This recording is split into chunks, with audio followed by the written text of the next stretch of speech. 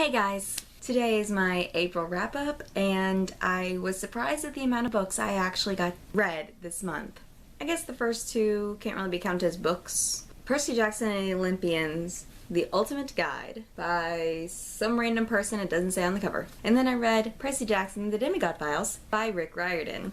The Demigod Files, I would actually recommend reading between the Percy Jackson Olympian series and the Heroes of Olympus series. The first book I finished reading this month was The Titan's Curse, and I only had, I think, maybe 80 pages left to read of this book. And after I finished The Titan's Curse, I moved on to The Battle of the Labyrinth.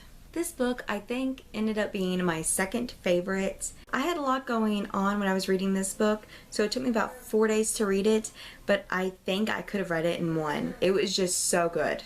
And after I finished The Titan's Curse, I of course had to pick up The Last Olympian, which is my favorite book of the series. I read this book in like 2 days. I could have finished it in one, but sleep and food is a thing. Why can't they come up with a machine that you can just read for days on end without needing food or sleep?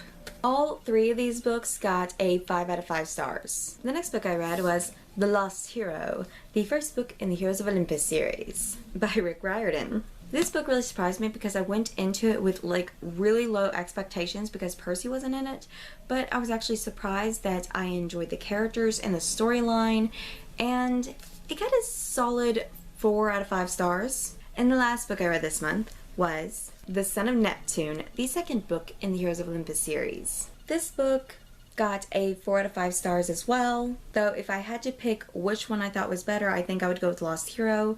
And I know that this book has Percy in it, so that automatically makes it better than The Lost Hero. But I found it hard to get into in the very beginning, and I think that had to do with two things.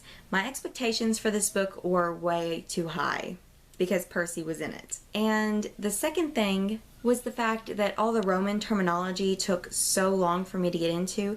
I took Latin, but that was years ago, so I kind of felt like I was back in my Latin class while reading this. So that kind of made it a little less enjoyable, but I still did highly enjoy the book. I actually have discussion videos for the first 2 Percy Jackson books and all 5 of these books. So if you want to hear my more in-depth feelings and thoughts about these books, I will leave those videos linked in the description box below. So I've read 7 books this month if you count these 2 miniature books.